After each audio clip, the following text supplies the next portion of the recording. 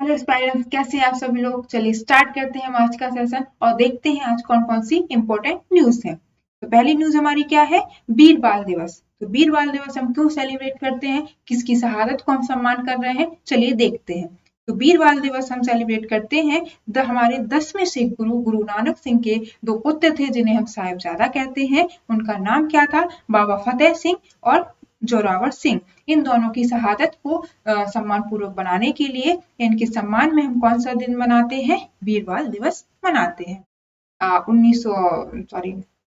1705 के दशक में, इसमें 1705 के दशक में मुगलों के द्वारा क्या चलाया गया था, धर्म परिवर्तन का एक अभियान चलाया गया था जिसमें लोगों के धर्म परिवर्तन कराए जा रहे थे। तो उनमें इन दोनों बच्चों से कहा गया कि आप अपना धर्म को परिवर्तन कर लीजिए, अदरवाइज आपको क्या कर दिया जाएगा, जान से मार दिया जाएगा, दीवार में चुनवा दिया जाएगा। तो इन दोनों बच्चों ने क्या किया, अपनी धर्म की रक्षा की, सच्चाई की राह पे रहे और अपनी शहादत को प्राप्त हुए। इन्होंने धर्म को परिवर्तन नहीं किया। तो हमें क्या दिखाता है कि सच्चाई और धर्म के लिए हम किसी भी उम्र में लड़ सकते हैं, चाहे हम बच्चे हों या बड़े हों या बूढ़े हों। तो साहस किसी भी उम्र की सीमा का मोहताज नहीं है, किसी भी उम्र का मोहताज नहीं है। साहस हमारे अंदर अगर है तो हम निडर होकर किसी भी उम्र में सच्चाई के साथ खड़े रह सकते हैं और अपने धर्म की रक्षा कर सकते हैं। तो ये दिवस जो हमने मनाना शुरू किया है, वीर बाल दिवस, ये हम कब से मना रहे हैं, ये हम मना रहे हैं 2022 से। क्यों, क्योंकि 26 दिसंबर 2022 को प्रधानमंत्री मोदी के द्वारा ऐसी घोषणा की गई थी कि हर साल 26 दिसंबर को हम लोग क्या मनाएंगे, वीर बाल दिवस मनाएंगे। और सेलिब्रेशन फतेह सिंह और जोरावर सिंह की जो शहादत है उसको सेलिब्रेट करने के लिए मनाया जाएगा। किस मिनिस्ट्री के अंतर्गत आता है ये, women and child development ministry के अंतर्गत ये आता है। एंड ये जो अभी हम लोगों ने सेलिब्रेट किया है, किस जगह किया है, भारत मंडपम में, कहाँ है, दिल्ली में है। इसी दिन स्कूल में भारत के जो नेशन है, भारत के विभिन्न स्कूलों कॉलेजों में बहुत सारे सांस्कृतिक कार्यक्रम भी होते हैं। तो कौन था जिसने, वजीर खान एक मुगल प्रशासक था या अधिकारी था, इन्होंने क्या ऑफर किया था कि इन दोनों बच्चों से कि आप अपना धर्म बदल लीजिए, अन्यथा आपको क्या कर दिया जाएगा, दीवार में चुनवा दिया जाएगा। तो उन्होंने अपना धर्म नहीं बदला, लेकिन वो शहादत को प्राप्त हो गए अपने। और इसी दिन क्या स्टार्ट किया गया था, ऑन द सेम डे प्रधानमंत्री राष्ट्रीय बाल पुरस्कार भी हम लोग सेलिब्रेट करते हैं और बाल पुरस्कार भी कन्फर्ट करते देते हैं। ये क्या है, विभिन्न फील्डों से, चाहे वो साइंस हो गया, आर्ट हो गया, साहित्य लिटरेचर हो गया, इन फील्ड में जो भी बच्चे जितना आउटस्टैंडिंग परफॉर्मेंस करते हैं उनको प्रोत्साहित करने के लिए इसमें पुरस्कार भी दिए जाते हैं। कौन सी, प्रधानमंत्री राष्ट्रीय बाल पुरस्कार, किस दिन, 26 दिसंबर को। किस दिन देते हैं हम लोग, 26 दिसंबर को देते हैं। चलिए नेक्स्ट न्यूज देखते हैं। नेक्स्ट न्यूज हमें अपॉइंटमेंट से संबंधित है। कौन है ये, अनु गर्ग है। ये क्या अपॉइंट हुई है, chief secretary of Orissa. Orissa की हिस्ट्री में ये एक मील का इतिहास मील का पत्थर साबित हो रहा है, माइलस्टोन हो रहा है, क्योंकि उड़ीसा के इतिहास में चीफ सेक्रेटरी की पोस्ट पर पहुंचने वाली ये पहली महिला है। अभी तक जितने भी कैंडिडेट इस पोस्ट पे रहे हैं वो सारे मेल रहे हैं, लेकिन अनु गर्ग पहली फीमेल कैंडिडेट है, फीमेल है, मेंबर है जो चीफ सेक्रेटरी बनी है, first women to hold the position, कहाँ की, उड़ीसा की चीफ सेक्रेटरी। चलिए देखते हैं अनु गर्ग के बारे में। अनु गर्ग क्या है, 1991 बैच की एक IAS अधिकारी रही है। इन्हें 30 साल से भी ज्यादा का एक्सपीरियंस है सेंट्रल और स्टेट गवर्नमेंट में काम करने का। अधिकारी के पद पे रही है, IAS ऑफिसर है तो अधिकारी के पद पे रही है। 30 साल से ज्यादा का इन्हें वर्क एक्सपीरियंस है सेंट्रल गवर्नमेंट और स्टेट गवर्नमेंट में काम करने का। अभी क्या अपॉइंट हो रही है, चीफ सेक्रेटरी अपॉइंट हो रही है, कहाँ की, उड़ीसा की। चीफ सेक्रेटरी क्या होता है, ये हाईएस्ट सीनियर मोस्ट पोजीशन होती है किसी भी स्टेट की। IAS रैंक का अधिकारी होता है, लेकिन सीनियर मोस्ट लेवल की ये पोस्ट होती है, सीनियर मोस्ट लेवल का अधिकारी होता है जो पूरे राज्य की DM है, वो पूरे डिस्ट्रिक्ट की दौर भाग को संभालता है, लेकिन चीफ सेक्रेटरी वो क्या करता है, पूरे स्टेट, पूरे राज्य की भागदौड़ इसके हाथों में रहती है, पूरे राज्य की कमान किसके हाथ में रहती है, चीफ सेक्रेटरी के अंतर्गत रहती है। मुख्यमंत्री और मुख्यमंत्री की जो मंत्री परिषद है उसको सलाह कौन देता है, चीफ सेक्रेटरी ही उसको सलाह देता है। विभिन्न जो विभाग हैं उनके काम की देखरेख कौन करता है, उनमें तालमेल कौन बैठाता है, तो भी चीफ सेक्रेटरी ही करता है। जैसे मान लीजिए उड़ीसा है, उड़ीसा कोस्टल तट के आसपास है, वहां चक्रवात आते रहते हैं। अगर उड़ीसा में कोई ऐसी आपातकालीन स्थिति बन रही है जहां चक्रवात आ रहा है, तो चीफ सेक्रेटरी का काम रहेगा कि वो आपातकालीन विभाग से कांटेक्ट करे, बिजली विभाग से कांटेक्ट करे, स्वास्थ्य विभाग से कांटेक्ट करे, इनके आपस में तालमेल करके उस सिचुएशन से निपटे, मतलब लोगों को राहत कार्य पहुंचाए जाए किस सिचुएशन में जहाँ चक्रवात आ रहा है वहां पर। तो ये क्या है, तालमेल का काम करता है चीफ सेक्रेटरी। और अनुगर्ग बन रही है तो ये किसकी जगह पे बन रही है, अभी चीफ सेक्रेटरी ऑफ उड़ीसा कौन है, मनोज आहूजा है। कौन है, मनोज आहूजा है। इनका रिटायरमेंट कब है, 31 दिसंबर को इनका रिटायरमेंट है। तो इनकी जगह कौन ले रही है, फिर अनु गर्ग ले रही है। पहली फीमेल है जो इस पोस्ट को होल्ड कर रही है। उड़ीसा के इतिहास में क्या है, मील का पत्थर साबित हो रहा है। ये क्या दिखा रहा है हमें, महिला सशक्तिकरण की तरफ इशारा कर रहा है हमें कि महिलाओं का सशक्तिकरण हो रहा है। जेंडर इक्वलिटी को दिखा रहा है कि इतनी बड़ी पोस्ट पे भी कौन आई है, फीमेल और मेल दोनों रह सकते हैं। तो ये क्या है, जेंडर इक्वलिटी को शो कर रहा है, महिला सशक्तिकरण को ये शो कर रहा है। तो अनुगर क्या बनी है, उड़ीसा की चीफ सेक्रेटरी बनी है। इनकी किसकी जगह आएंगी, ये मनोज सिन्हा की जगह आएंगी। उड़ीसा की कैपिटल क्या है, आप लोग मुझे कमेंट सेक्शन में जरूर बताइए। चलिए नेक्स्ट न्यूज देखते हैं। नेक्स्ट न्यूज हमारी बुक से संबंधित है। एक बुक है, बुक का नाम क्या है, economic empowerment of Bharat in the Modi era. Book का नाम क्या है, इकोनॉमिक एम्पावरमेंट की हमारी जो इकोनॉमी है, अर्थ की है, अर्थव्यवस्था है, वो कैसे मजबूत हुई, किस एरा में, किसके युग में, इन मोदी के एरा में। मोदी एरा कब से स्टार्ट हुआ है, 2014 में, जब से पहली बार प्रधानमंत्री नरेंद्र मोदी जी प्रधानमंत्री बने थे। कब, 2014 में। ये बुक किसके द्वारा लिखी गई है, पहले तो ये देखते हैं इसके ऑथर कौन है, राइटर कौन है, सिकंदर कुमार इसके राइटर है। क्या है, economic empowerment of Bharat in the Modi era में।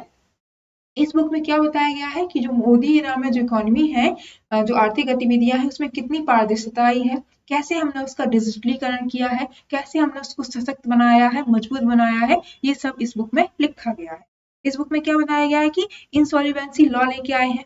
अभी तक क्या होता था कि कोई भी कंपनी फ्रॉड कर जाती थी बैंक के साथ, उसने किसी भी अपने व्यवसाय के लिए, अपनी किसी प्रोजेक्ट के लिए बैंक से लोन लिया, बट वो लोन वापस नहीं कर पाती थी और वो केस सालों तक कोर्ट में पेंडिंग रहते थे। इससे एनपीए, जो बैंकों का एनपीए है वो बहुत ज्यादा बढ़ रहा था, लॉस में जा रहे थे बैंक। लेकिन इंसॉल्वेंसी लॉ आया तो क्या हुआ, अगर किसी कंपनी ने मान लीजिए 1000 करोड़ रुपए बैंक से लोन लिया है और वो लोन नहीं चुका पा रही है, तो इस लॉ के तहत बैंक क्या करेगा, उस कंपनी की संपत्ति, उसकी प्रॉपर्टी बेच के अपना लोन रिकवर करेगा। अगर केस भी चल रहा है तो वो 6 से 1 साल के बीच में वो उस केस को भी सॉल्व करना होगा। इस लॉ के तहत आया। डिजिटल गवर्नेंस भी आई है। डिजिटल गवर्नेंस क्या, यूपीआई ज्यादा हो गया, ऑनलाइन पेमेंट मोड ज्यादा हो गया है, डायरेक्ट बेनिफिट भी हो रहा है। जैसे कि पहले क्या था, जो गैस सिलेंडर है, गैस में सब्सिडी दी जाती थी, उसमें क्या था कि बीच में बिचौलिए हैं वो चीजों को, पैसों को खा जाते थे। लेकिन अब जब डायरेक्ट ट्रांसफर होने लगी चीजें, तो अब सीधे अकाउंट में पैसे आते हैं। बाकी ट्रांसपेरेंट बैंकिंग सिस्टम आया है, क्योंकि हर आदमी का अब क्या है, खाता है। अब जो भी गवर्नमेंट की साइड से योजना आ रही है, योजना के तहत जो भी पैसे आ रहे हैं, अब वो डायरेक्ट आम जनता के किस में, अकाउंट में जा रहे हैं, क्योंकि अब सबका जीरो बैलेंस पे अकाउंट उन्होंने खुलवा दिया है। तो क्या हुआ, ट्रांसपेरेंट बैंकिंग सिस्टम भी हुआ है। तो यही सारी चीजें इस बुक में दिखाई गई है। ये बुक किसके द्वारा रिलीज की गई अगर पूछा जाए, तो हमारे वाइस प्रेसिडेंट कौन है, सीपी राधाकृष्णन है। इनके द्वारा एक बुक रिलीज की गई है। बुक का नाम क्या है, economic empowerment of Bharat in the Modi era, और लिखी किसने है, सिकंदर कुमार के द्वारा ये बुक लिखी गई है। ठीक है, नेक्स्ट न्यूज देखें। तो नेक्स्ट न्यूज क्या है, टीटी श्रीनाथ है, इनकी एक बुक है, न्यू बुक ऑफ पोयम। मतलब एक बुक में बहुत सारी पोयम है, मोटिवेशनल पोयम है, ऐसा आप कह सकते हैं। तो ये बहुत सारी पोयम की एक बुक है, संग्रह है। बुक का नाम क्या है, टाइटल क्या है, the key we keep hidden, wisdom and words to open door. क्या है, द बी हिडन, मतलब एक ऐसी चाबी है या ऐसी मोटिवेशनल मतलब एक कुछ चीज है या फिर जो चीज हम छुपा के रखे हैं या जो हमारी छुपी है जिसको हम जान नहीं पा रहे हैं, वो क्या है, हमारी बुद्धिमत्ता है। और उसी के द्वारा जितने भी हमारे जिंदगी के बंद दरवाजे हैं, जितनी भी समस्याओं के बंद दरवाजे हैं, वो भी खुलेंगे। इस बुक में बेसिकली क्या बताया गया कि आप अपना आत्मचिंतन करिए, आप अपना धैर्य को बढ़ाइए, अपना आत्मविश्वास को बढ़ाइए। यही सारी चीजें हैं जो आपकी जीवन की समस्याओं को सुलझाएंगी। इसमें एक एग्जाम्पल की तरह बताया गया है कि कोई व्यक्ति है जो लगातार असफल हो रहा है, तब वो असफलता से डरने लगा है। उसको मोटिवेट करने के लिए कहा गया है कि असफलता एक ताला है, लेकिन उसकी चाबी क्या है, आपका आत्मविश्वास। कि आप अपने ऊपर आत्मविश्वास रखिए कि आप चीजों को कर ले जाएंगे, वो किसी भी फील्ड में हो। आप एज अ स्टूडेंट हो तो आप एग्जाम क्लियर करने के उस फील्ड में हो, आप अगर किसी जॉब में हैं तो आपका कोई टारगेट है, कोई प्रोजेक्ट है, उस फील्ड में हो। जिंदगी के किसी भी लेवल किसी भी पड़ाव पे आप हो, आप में आत्मनिर्भर होना चाहिए, आत्मविश्वास होना चाहिए। आत्मनिर्भर और आत्मविश्वास आप में होना चाहिए, तो आप उस चीज को कर ले जाएंगे, इसमें बताया गया है। इसी बात मोटिवेशनल स्पीच टाइप की बुक है, आपको मोटिवेट करने के लिए आई। कौन सी बुक है? टीटी श्रीनाथ की न्यू बुक ऑफ पोयम है। नाम क्या है? The key we keep hidden, wisdom and words to open doors. Next news देखते हैं। नेक्स्ट न्यूज क्या है? इंडियन कोस्ट गार्ड आईसीजी से है, इन्होंने कंडक्ट कराया, क्या कराया है? Seminar, inaugural flight safety seminar. क्या कराया है? फ्लाइट से रिलेटेड जितनी भी सेफ्टी है उसका सेमिनार कराया गया है। कहाँ कराया गया है? ये इंपॉर्टेंट है, न्यू दिल्ली में कराया गया है। तो इंडियन कोस्ट गार्ड ने कंडक्ट कराया है 2 दिन का inaugural flight safety seminar along with the first annual flight safety meeting. तो फ्लाइट सेफ्टी सेमिनार है वो पहले से होता आया है, इस बार भी हुआ है, लेकिन इस बार नई चीज क्या हुई है? फर्स्ट टाइम क्या हुआ है? First annual flight safety meeting हुई है। सेमिनार तो हो रहा था पहले से, बट मीटिंग पहली बार हुई है, इसलिए इंपॉर्टेंट है। अगर क्वेश्चन आए first annual flight safety meeting कहाँ हुई है, तो कहाँ हुई है? न्यू दिल्ली में हुई है। सेमिनार में हम क्या बात कर रहे हैं? जितनी भी फ्लाइट से रिलेटेड जितने भी हमारे हेलीकॉप्टर हो गए या फिर एयरक्राफ्ट हो गए, इनका यूज हम कब कहाँ करते हैं? समुद्र का सर्वेक्षण कर रहे हैं हम, कोई आपातकालीन सिचुएशन आ गई, मान लीजिए कोई जहाज है अगर वो डूब रहा है, तो उससे अगर आदमियों को बचाना है तो हम हेलीकॉप्टर या एयरक्राफ्ट के थ्रू ही क्या करते हैं?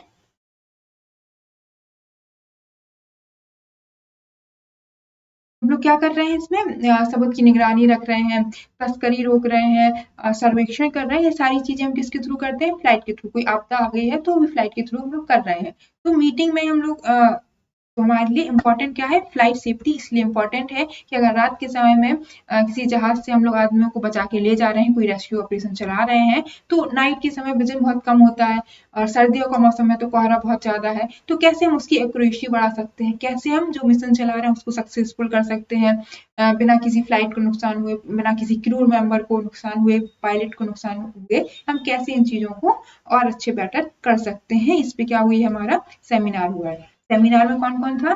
सेमिनार में पायलट की मीटिंग होती, पायलट रहते हैं पायलट हो गए, इंजीनियर हो गए, जो स्पेशलिस्ट अधिकारी होते हैं, इन सब की मीटिंग होती है। वो बताते हैं कि कैसे हम जोखिम को कम कर सकते हैं, किसमें? फ्लाइट की सेफ्टी से रिलेटेड हम क्या क्या क्या और कदम उठा सकते हैं। और जो एनुअल मीटिंग हुई है इसमें क्या देखा गया है कि जो 1 साल तक हमने जितनी भी उड़ान भरी है, जितनी भी मिस हैपनिंग हुई है, जितने भी ऑपरेशन हमने किए हैं, तो कहाँ हम मात खाए। अगर कोई ऑपरेशन फेल हुआ है तो वो ऑपरेशन फेल क्यों हुआ है और हम इसे कैसे सुधार कर सकते हैं। जैसे कोई ऑपरेशन फेल हुआ है, बताया जा रहा है कि उसके इंजन में कमी थी, तो इसमें ये देखा जाता है कि इंजन में अगर कमी थी तो उसको सही क्यों नहीं कराया गया या उसको काम में क्यों लेके आया गया। देखा जाता है कि तकनीकी कमी थी या फिर मानवीयकृत कमी थी। तकनीकी कमी होगी तो इंजन खराब है, अगर मानवीयकृत कमी है मतलब जो पर्सन जो पायलट है जो उसको हेलीकॉप्टर या को जो एयरक्राफ्ट को चला रहा था वो क्यों फेल हुआ, क्या उसे back to back work pressure बहुत था, उसे रेस्ट नहीं मिला, रेस्ट ना मिल पाने की वजह से उसने सही समय पे सही डिसीजन नहीं ले पाया। इन सब की जांच, इन सब के बारे में बात होती है कि कैसे प्रेशर को कम किया जा सके, कैसे जो मिस हैपनिंग हमारे यहाँ बढ़ रही है उसको कम किया जा सके। अभी हाल ही में दुबई में एक एयर शो हो रहा था जिसमें तेजस हमारा क्रैश कर गया।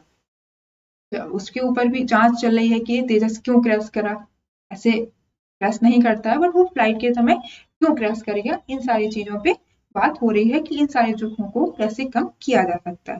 कौन सी मीटिंग हुई थी? आईसीजी ने कंडक्ट कराई थी फ्लाइट सेफ्टी सेमिनार और first annual flight safety meeting कहाँ पर? न्यू दिल्ली में। ठीक है, नेक्स्ट न्यूज किससे रिलेटेड है? नेक्स्ट न्यूज है युवा स्कीम से। क्या है? पीएम युवा 3.0 स्कीम है। इसमें कितने लोग सिलेक्ट हुए हैं? 43 लोगों को यंग ऑथर को सिलेक्ट किया गया है ऑल इंडिया से। ऑल इंडिया में कॉन्सेंट हुआ था, उससे 43 यंग ऑथर को सिलेक्ट किया गया है। किस स्कीम के तहत? पीएम युवा 3.0 स्कीम के तहत। ये स्कीम क्या है? ये एनईपी जो 2020 आई थी उसमें बोला गया था कि हमें ऐसे लोगों को, ऐसे युवाओं को तैयार करना है जो लेखन के कार्य में कौशल हो, जिससे हमारा जो इतिहास है, जो भारत का इतिहास है, जो धार्मिक इतिहास है, जो पर्यावरणीय जो चीजें हैं, वो सारी धरोहर हम आगे की पीढ़ी को पहुंचा पाए। तो जो अब आदमी, अगर हमारे यहाँ के बुक लिखना बंद हो जाएंगे, अगर हम बुक नहीं लिखेंगे, बहुत कम मात्रा में लिखेंगे, तो हमारी आने वाली आगे की पीढ़ी कैसे पढ़ेगी, उन्हें कैसे पता चलेगा? इस चीज को प्रमोट करने के लिए, नेशन बिल्डिंग करने के लिए हम लोग क्या स्कीम लेके आए थे?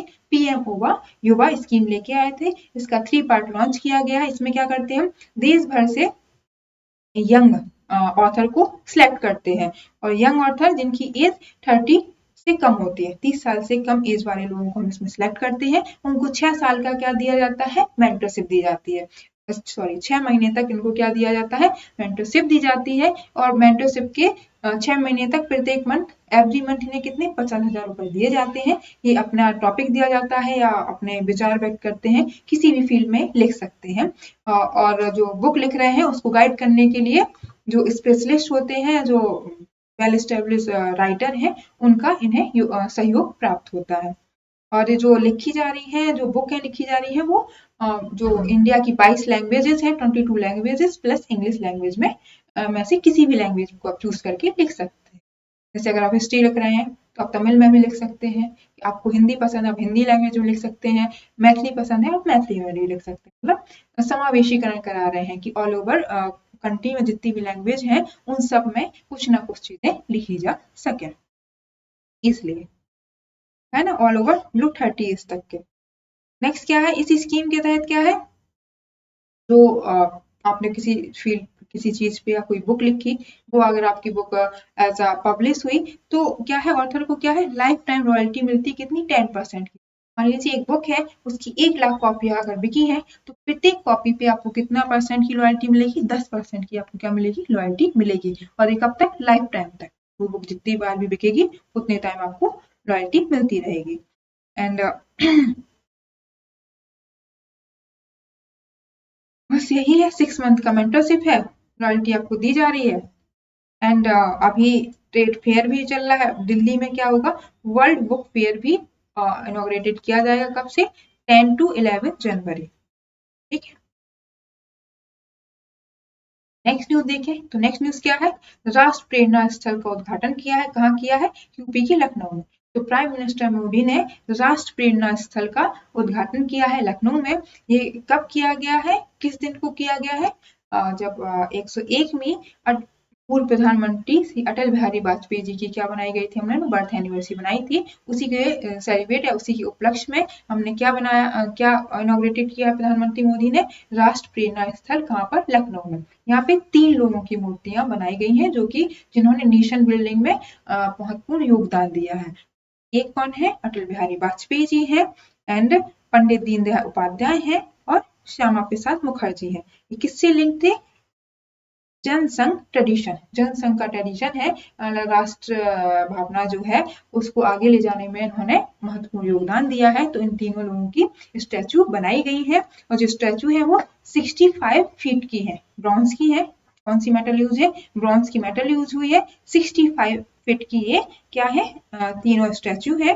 230 करोड़ रुपए इस प्रोजेक्ट में लगे थे, ऑल ओवर 65 एकड़ में फैला हुआ है।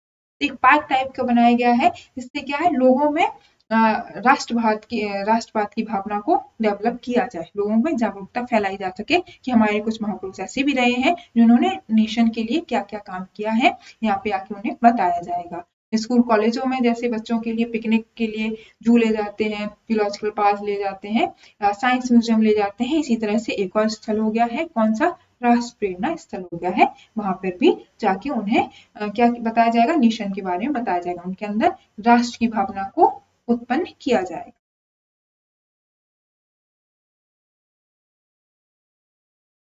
नेक्स्ट न्यूज क्या है, गुजरात से रिलेटेड है। गुजरात ने कहा टॉप किया है, India, Gujarat top India with 5 lakh, 5 lakh क्या किया है, roof top solar installation. Roof top मतलब घर की छतों पर 5 लाख से ज्यादा क्या लगाए हैं इन्होंने, इंस्टॉलेशन किए हैं, पैनल, सोलर पैनल को लगाया है। किस योजना के तहत लाया गया है, लगाया गया है, एक योजना आई थी पीएम सूर्य घर मुफ्त बिजली योजना थी, 2024 में लॉन्च की गई थी। इसमें कहा गया था कि प्रत्येक घर को क्या दिया जाए, सस्ती बिजली दी जाए, या फिर सस्ती बिजली दी जाए, इसलिए योजना लेके आई गई थी। इसमें कहा गया था कि जो हाउस होल्ड है, जो घर है, उसकी छत पे क्या दिए लगाया जाए, सोलर पैनल लगाया जाए। और सोलर पैनल कैसे काम करते हैं, एक सोलर पैनल रहता है, वो छत घर की छत पे लगा दिया जाता है, सूर्य की किरण जो आती है उससे वो सोलर पैनल क्या क्रिएट करता है, इलेक्ट्रिसिटी क्रिएट करता है, और वही इलेक्ट्रिसिटी किस में यूज होती है, फिर घर के डेली खर्चों में वही यूज होती है, पानी गर्म हो गया, लाइट जलाना हो गया, एसी कूलर पंखा जो भी आपको चलाना हो उसमें वो इलेक्ट्रिसिटी यूज होती है। तो इससे क्या होगा, जब सोलर पैनल के थ्रू बनी हुई इलेक्ट्रिसिटी यूज करेंगे हम, तो जो हम मार्केट से इलेक्ट्रिसिटी खरीद रहे हैं उसका जो बिल है उससे बच जाएंगे। तो मुफ्त बिजली योजना ऐसे लेके आई गई थी, कौन लेके आया था, गवर्नमेंट स्कीम लेके आई थी 2024 में, क्या थी, पीएम सूर्य घर मुफ्त बिजली योजना थी। इसमें क्या कहा गया था कि प्रत्येक घर की छत पे सोलर पैनल लगाए जाएंगे और जो उससे इलेक्ट्रिसिटी जनरेट होगी वो घर वाले यूज करेंगे। अगर एक्सेसिव होगी तो मार्केट में सेल भी कर सकते हैं कंपनी को, बट इतनी नहीं बन रही थी कि एक्सेसिव हो, सिर्फ घर के यूज लायक तक ही बन पा रही थी। तो ये क्या है, 5 लाख रूफटॉप सोलर इंस्टॉलेशन किए हैं, किसने, गुजरात ने किए हैं। और टारगेट कितना रखा गया, 1 मिलियन का रखा गया है, कब तक, मार्च 2027 तक। गुजरात ने अभी 50% टारगेट अचीव कर लिया है, बाकी 50% वो आगे अचीव करने का प्रयास करेगा।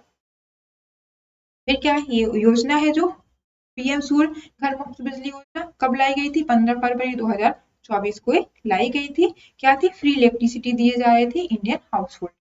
इससे क्या है, ग्रीन एनर्जी बन रही है, तो जो फॉसिल फ्यूल्स के मतलब खत्म होने का जो खतरा है वो भी कम होगा। क्यों, क्योंकि हम धीरे धीरे सोलर एनर्जी की तरफ मूवमेंट कर रहे हैं, उस पर रिलायबल हो रहे हैं। वो तो अनंत है, वो तो खत्म होने वाला नहीं है, लेकिन कोयले से जो इलेक्ट्रिसिटी जनरेट होती है, वाटर से जो इलेक्ट्रिसिटी जनरेट हो रहे हैं, इनकी क्राइसिस बहुत ज्यादा देखे जा रहे हैं। इसी से बचने के लिए हम कहाँ जा रहे हैं, सोलर एनर्जी की तरफ मूव कर रहे हैं। फिर एक रूफटॉप सोलर सब्सिडी भी दी गई थी इसके तहत, कि 60% तक की कॉस्ट सब्सिडी दी गई थी, अगर 2 किलोवाट का क्या ले रहे हैं, पैनल ले रहे हैं। 40% की दी गई थी 2 से 3 किलोवाट के बीच में, मतलब अगर 1.5 लाख का आपका सोलर पैनल है तो 90,000 रुपए उस पर छूट मिलेगी, आपको सिर्फ 60,000 रुपए देना पड़ेगा। अब 60% सब्सिडी का मतलब ये था। फिर मॉडल सोलर विलेजेस बनाए गए थे, कि प्रत्येक डिस्ट्रिक्ट में एक ऐसा गांव होगा, एक ऐसा गांव डेवलप किया जाएगा जो किससे चलेगा, सोलर एनर्जी से चल रहा होगा, वहां सिर्फ सोलर एनर्जी यूज हो रही होगी। फिर लोकल बॉडीज को भी इंसेंटिव दिया गया था, 1,000 रुपए पर रूफ इंस्टॉलेशन, कहाँ, लोकल बॉडीज एंड ग्राम पंचायत को दिया गया था। इससे रिलेटेड है ये, सोलर एनर्जी की तरफ हम लोग बढ़ रहे हैं, सोलर एनर्जी की तरफ मूवमेंट ज्यादा बढ़ रहा है। नेक्स्ट न्यूज देखें, तो न्यूज में क्या आया है, तंजावर, तंजावर या फिर तंजौर पेंटिंग कहते हैं इसको। ये न्यूज में क्यों आई है, क्योंकि एक के भगवान राम जी की प्रतिमा है जो बेंगलोर से अयोध्या भेजी गई है। वो किस भेजी गई है, बाया logistic postal service, post service, logistic post service मतलब पोस्ट मतलब जिससे हम चिट्ठियां वगैरह, डाक विभाग है चिट्ठियां भेजते हैं, उससे अब क्या आया है, मूर्ति आई है। तो ये क्या मैसेज दे रहा है हमें, या पोस्टल विभाग या जो डाक विभाग है वो सिर्फ चिट्ठियां ही नहीं भेजता है, महत्वपूर्ण सांस्कृतिक चीजें भी, कीमती सामान भी वो सुरक्षित तरीके से पहुंचा रहा है, डिलीवर कर रहा है। लॉजिस्टिक पोस्टल पोस्ट सर्विस से कौन सी मूर्ति आई है, भगवान राम की मूर्ति आई है। कहाँ से आई है, बेंगलोर से आई है। कहाँ आई है, अयोध्या आई है। जो मूर्ति आई है वो मूर्ति जिस फॉर्म या जिस आर्ट में बनी है उस आर्ट को क्या बोला जा रहा है, तंजावुर पेंटिंग बोला जा रहा है। देखते हैं तंजावुर पेंटिंग का, तंजावुर पेंटिंग कहाँ की है, ये क्लासिकल साउथ इंडियन आर्ट की फॉर्म है ये। तंजावुर या तंजौर कहाँ पर? तमिलनाडु में। और कब कितनी पुरानी है? 1600 एडी पुरानी ये क्या है? आर्ट की फॉर्म है। बोला जा रहा है किस साम्राज्य के समय या कौन सा ऐसा शासक था जिसके समय ये फली फूली थी? तो नायक का शासक था, नायक से उनका शासन था। कहाँ पे? तंजावुर में। उनके समय में ये कला फूली फली थी। इस कला की क्या खासियत है कि इसमें जो लकड़ी का बेस होता है उस पे नक्काशी की जाती है, उस पे पेंटिंग की जाती है। जो भगवान राम की मूर्ति आई है वो किस पे बनी हुई है? लकड़ी पे पेंटिंग की गई है। और इस आर्ट को क्या मिला हुआ है? ज्योग्राफिकल इंडिकेशन, मतलब भौगोलिक संकेतक दिया गया है कि ये तंजौर की ही है, तंजौर की ही है। कहीं और जगह इसी नकल करके बनाई भले जाने लगी, बट असलियत असली जगह की कहाँ की मानी जाएगी? तंजौर की ही मानी जाएगी। जैसे बनारस की साड़ी है, बनारस की में ही बनती है, उन्हें कहीं और जाके आप बेच लो तो वो वहाँ की साड़ी नहीं हो जाएंगी। पश्मीना शॉल है, वो जम्मू कश्मीर का है तो वहीं का रहता है, कहीं और आप जाके किसी और जगह बेच के उस नाम से नहीं बेच सकते। ठीक है, तो ऐसे ही ज्योग्राफिकल इंडिकेशन किसको मिला हुआ है? तंजौर की पेंटिंग को मिला हुआ है। इसकी खास बात क्या है? इसमें रिच कलर का यूज किया जाता है। दिख रहा है ना, ग्रीन, रेड, ब्लू, सारे मतलब decent colour, green colour vibrant, मतलब एकदम बोल्ड कलर का इसमें यूज किया जाता है। और बेसिकली इस कला से भगवान की मूर्तियां बनाई जाती है। गीजो वर्क, गीजो वर्क किसको बोल रहे हैं हम? गीजो वर्क किसे बोल रहे हैं? इसमें गीजो इज अ मिक्सचर होता है, किसका? चाक का, जिप्सम का और ग्लू का। इन तीनों का मिक्सचर बना के एक मिक्सचर तैयार किया जाता है। उसी मिक्सचर से जो कलाकृति या जो चित्रकृति बनाई जाती है वो इसी मिक्सचर से बनाई जाती है, फिर उसको डेकोरेट किया जाता है। इसमें गोल्ड लीफ का भी, सोने की जो पत्तियां हैं उसका भी यूज किया जाता है। भगवान लक्ष्मी देवी लक्ष्मी जी की अगर मूर्ति बनाई गई है तो उसमें उनके गहने, उनमें उनका मुकुट किससे बना होगा? सोने की पत्तियों से बना। ठीक है, बेसिकली इसमें क्या, भगवान की मूर्तियां बनाई जाती है। तो तंजावुर क्या है? आर्ट फॉर्म है, कहाँ की है? साउथ इंडिया की, तमिलनाडु की, तंजौर से ये रिलेटेड। ठीक है, तो चलिए आज के लिए इतना ही, बाकी नेक्स्ट क्लास में देखते हैं।